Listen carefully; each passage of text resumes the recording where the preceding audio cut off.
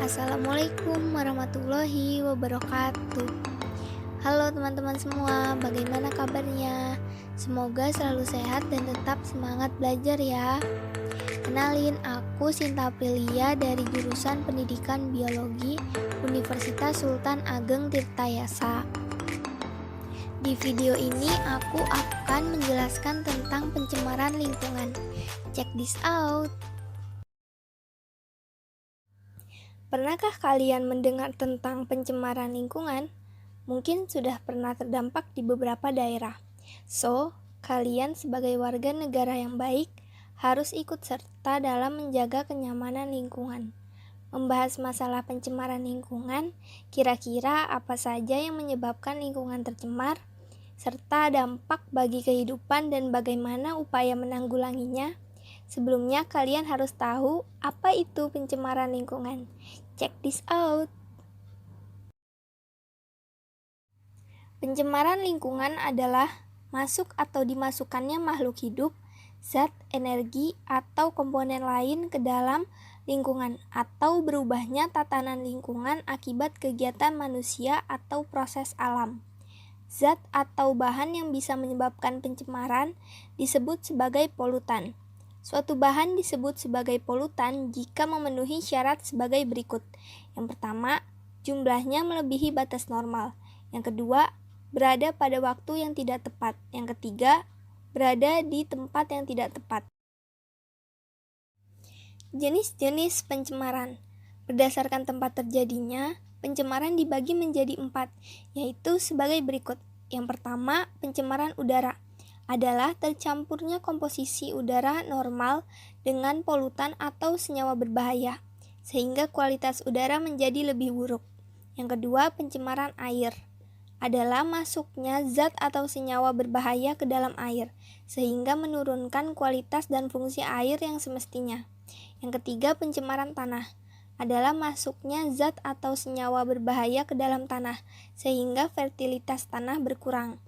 Yang keempat, pencemaran suara adalah suara-suara yang sifatnya mengganggu pendengaran, misalnya bunyi sirine, kereta api, bom tembakan, dan sebagainya. Penyebab dan dampak yang ditimbulkan akibat pencemaran. Yang pertama, pencemaran udara. Penyebab pencemaran udara dari faktor alam contohnya adalah aktivitas gunung berapi yang mengeluarkan abu dan gas vulkanik, kebakaran hutan, dan kegiatan mikroorganisme. Polutan yang dihasilkan biasanya berupa asap, debu, dan gas. Penyebab polusi udara yang kedua adalah faktor manusia dengan segala aktivitasnya. Dampak yang ditimbulkan akibat pencemaran udara. Yang pertama, kualitas udara yang menurun. Akibat pencemaran ini menimbulkan berbagai penyakit, terutama penyakit pernafasan. Yang kedua, letusan gunung berapi yang menimbulkan abu vulkanik juga membuat udara tercemar dan mengakibatkan hujan asam. Hujan asam ini mengandung sulfur yang mengganggu pertumbuhan tanaman. Yang ketiga, timbulnya efek rumah kaca, yakni peningkatan suhu bumi karena konsentrasi karbon dioksida dan karbon monoksida yang tinggi di atmosfer. Pencemaran air. Penyebab dari pencemaran air yang pertama, limbah rumah tangga. Dari hal yang kecil, limbah rumah tangga juga bisa menyebabkan polusi air. Limbah rumah tangga ini bisa berupa air sabun, sampah rumah tangga, dan sebagainya, yang terkesan tidak penting, tetapi memiliki dampak kerusakan yang cukup besar pada air. Yang kedua, limbah industri. Limbah pabrik atau industri juga menjadi salah satu faktor penyebab pencemaran air yang paling besar. Biasanya limbah industri ini langsung dibuang ke perairan tanpa diolah terlebih dahulu, sehingga dapat menyebabkan air yang tercemar. Yang ketiga, sektor pertanian. Kegiatan pertanian juga dapat menghasilkan limbah yang mencemari air. Limbah pertanian ini berasal dari pupuk kimia dan pestisida yang digunakan untuk memelihara tanaman. Hal ini juga mencemari air yang terkandung di dalam tanah. Dampak pencemaran air yaitu yang pertama, penurunan kualitas lingkungan. Pembuangan bahan tercemar secara langsung ke dalam perairan dapat menyebabkan terjadinya pencemaran pada perairan tersebut. Misalnya, Pembuangan limbah organik dapat menyebabkan peningkatan mikroorganisme atau kesuburan tanaman air, sehingga menghambat masuknya cahaya matahari ke dalam air. Hal ini menyebabkan berkurangnya kandungan oksigen terlarut dalam air, sehingga mengganggu keseimbangan ekosistem di dalamnya. Yang kedua, gangguan kesehatan. Air limbah yang tidak dikelola dengan baik akan menimbulkan berbagai penyakit. Tidak menutup kemungkinan di dalam air limbah tersebut mengandung virus dan bakteri yang menyebabkan penyakit. Yang ketiga, mempercepat proses kerusakan benda. Ada sebagian air limbah yang mengandung zat yang dapat diubah oleh bakteri menjadi gas yang dapat merusak seperti H2S. Gas ini dapat mempercepat proses perkaratan pada besi. Agar terhindar dari hal-hal di atas, sebaiknya sebelum dibuang air limbah harus diolah terlebih dahulu dan memenuhi ketentuan baku mutu air limbah. Pencemaran tanah. Penyebab dari pencemaran tanah.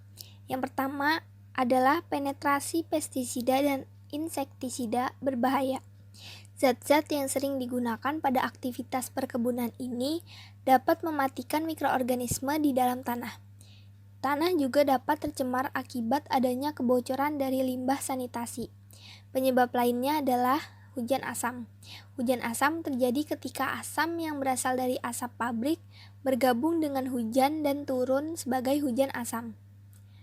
Terakhir, pengelolaan sampah yang tidak optimal juga merupakan faktor terjadinya pencemaran tanah. Dampak dari pencemaran tanah.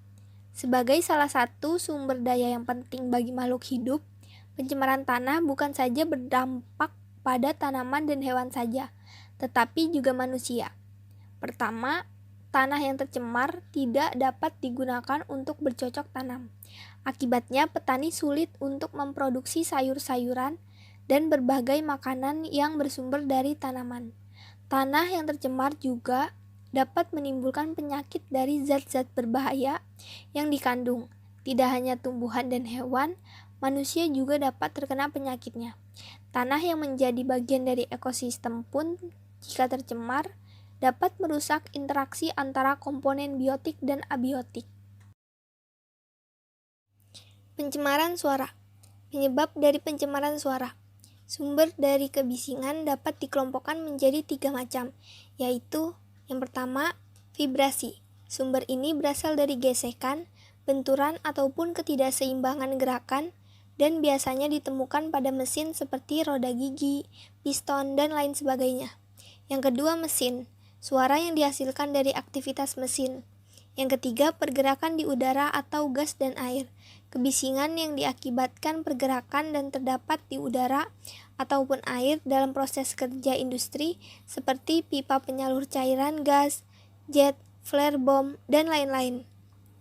Dampak dari pencemaran suara. Yang pertama, gangguan pendengaran biasanya disertai suara yang terdengar aneh, rasa sakit saat mendengar suara, sampai dengan tinnitus yaitu suara berdenging di telinga. Tidak perlu khawatir, tinnitus hanya bersifat sementara, akan tetapi bisa menjadi permanen jika paparan suara yang didengar sangat lama. Yang kedua, kesulitan dalam memahami pembicaraan. Sulit berkonsentrasi, kesalahan dalam pemahaman, menurunkan kapasitas kerja, kurang percaya diri, depresi, serta diskriminasi. Yang ketiga, gangguan tidur, serta menyebabkan gangguan mental, seperti kecemasan, gugup, panik, mual, perubahan suasana hati, histeris, dan lain sebagainya. Cara menanggulangi pencemaran. Yang pertama, penanggulangan secara administratif. Penanggulangan secara administratif terhadap pencemaran lingkungan merupakan tugas pemerintah, yaitu dengan membuat peraturan-peraturan atau undang-undang. Beberapa peraturan yang telah dikeluarkan antara lain sebagai berikut. Pabrik tidak boleh menghasilkan produk atau barang yang dapat mencemari lingkungan. Misalnya pabrik pembuat lemari es, AC, dan sprayer tidak boleh menghasilkan produk yang menggunakan gas CFC, sehingga dapat menyebabkan penipisan dan berlubangnya lapisan ozon di stratosfer.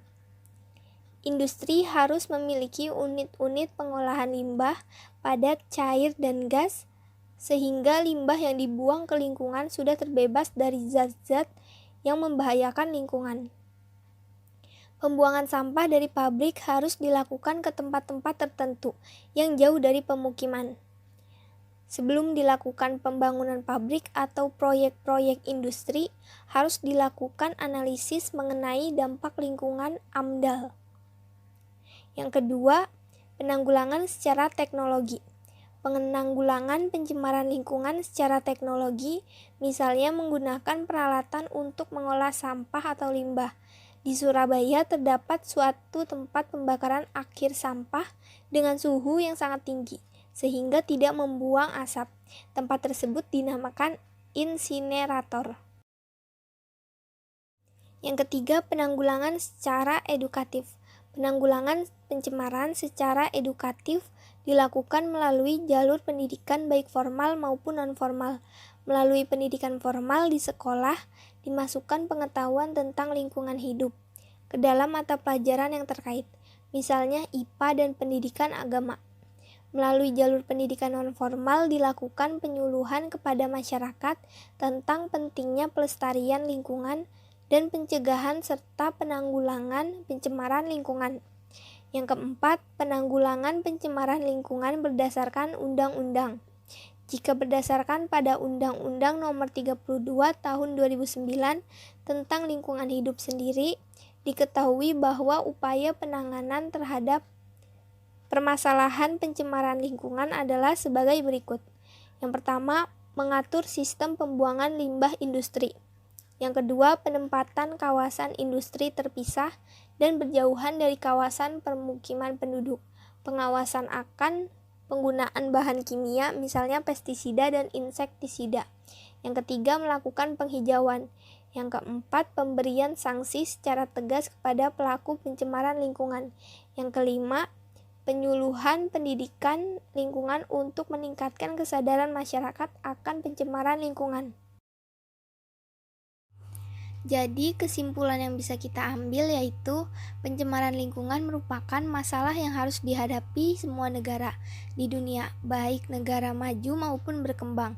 Dengan kata lain, pencemaran lingkungan diartikan sebagai kerusakan yang terjadi di lingkungan karena berbagai faktor. Dampak dari pencemaran lingkungan salah satunya dapat mempengaruhi gangguan keseimbangan lingkungan yang berdampak pada punahnya makhluk hidup, terganggunya rantai makanan, dan hingga global warming.